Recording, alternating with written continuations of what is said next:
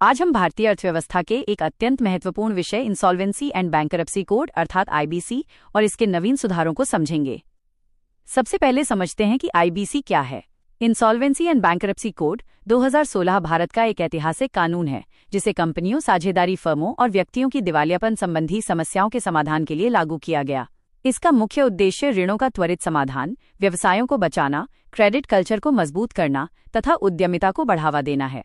अब बात करते हैं आईबीसी संशोधन विधेयक 2025 के प्रमुख सुधारों की। सबसे महत्वपूर्ण सुधार है नए रिजोल्यूशन मॉडल। इसके तहत creditor initiated insolvency framework, out of court settlement और debtor in possession, creditor in control model को प्रोत्साहन दिया गया है जिससे व्यवसाय की निरंतरता बनी रहे। दूसरा महत्वपूर्ण सुधार है सख्त समय सीमा। इंसॉल्वेंसी आवेदन को 14 दिनों के भीतर स्वीकार करना होगा। संपूर्ण रिजोल्यूशन या लिक्विडेशन प्रक्रिया 180 दिनों में पूरी करनी होगी, जिसे विशेष परिस्थितियों में 90 दिन तक बढ़ाया जा सकता है। तीसरा सुधार है क्रॉस बॉर्डर इंसॉल्वेंसी।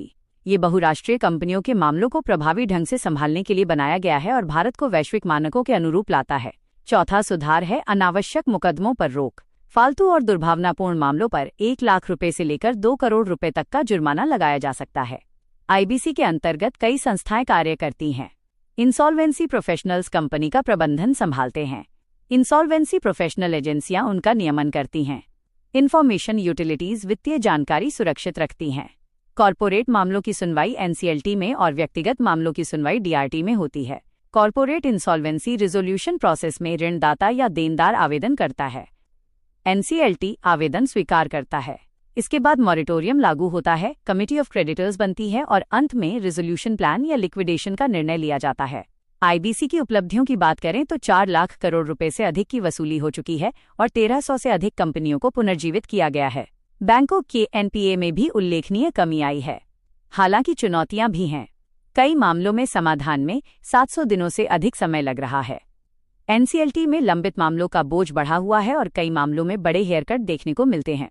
आगे का रास्ता स्पष्ट है। एनसीएलटी को मजबूत करना, डिजिटल प्लेटफॉर्म विकसित करना, समय सीमाओं का कड़ाई से पालन करना और अंतर्राष्ट्रीय मानकों को अपनाना। निष्कर्ष के रूप में आईबीसी भारत के बैंकिंग और आर्थिक सुधारों का एक महत्वपूर्ण स्तंभ है। ये न केवल ऋण समाधान को तेज बनाता है, बल्कि निवेशकों का विश्वास बढ़ाकर आर्थिक विकास को भी गति प्रदान करता है। धन्यवाद।